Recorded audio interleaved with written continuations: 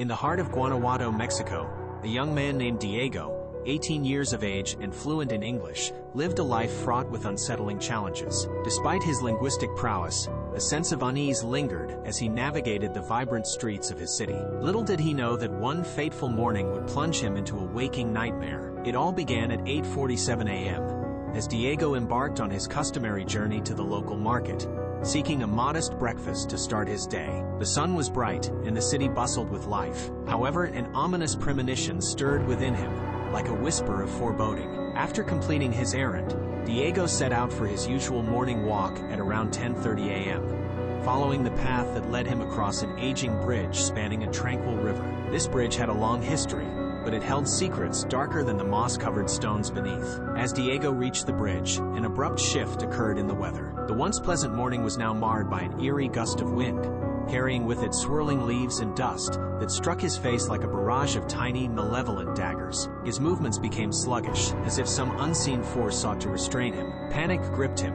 and he was forced to retreat, stumbling backward in an effort to escape the relentless wind's grasp. It was then, in the midst of this tempest, that the world around Diego seemed to warp and twist. The very air resonated with an otherworldly scream, an anguished, soul-rending cry that transcended human comprehension. The bridge itself seemed to shriek in agony, and Diego's heart pounded with sheer terror. He clutched his ears, seeking refuge from the auditory onslaught, but the scream seemed to penetrate his very being, gripping his soul in a vice-like hold. Time became a blurred, nightmarish abstraction as Diego stood immobilized by the heart-wrenching wail. The seconds stretched into eternity, and his consciousness teetered on the precipice of madness. Just when he believed he could endure no more, the scream ceased as abruptly as it had begun, leaving him gasping for breath. But the horrors had only just begun. Diego's surroundings metamorphosed into a sinister tableau. The air was thick with the mournful cries of infants, their source hidden within the eerie shadows that enveloped him. It was as though an unseen army of ghostly babies wept and wailed,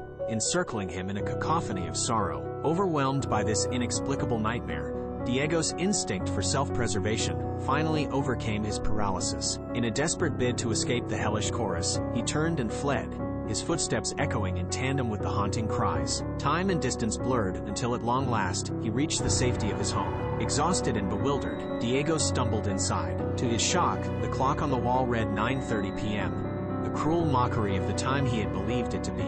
Hours had disappeared in the span of what felt like minutes, leaving him disoriented and shaken. As night fell, Diego's torment persisted. The haunting sounds from the bridge echoed relentlessly in his mind, refusing to let him find solace in sleep. The scream, the cries, and the unshakable chill in the air seemed to have taken residence within his very soul. Doubts gnawed at him, whispering insidiously in the darkness. What if the source of his torment had followed him home? What if he was already trapped in a nightmarish world, and he was the one letting out those harrowing screams? Each passing moment in the stillness of the night brought him closer to the horrifying realization that he might never escape the echoes of the haunted bridge.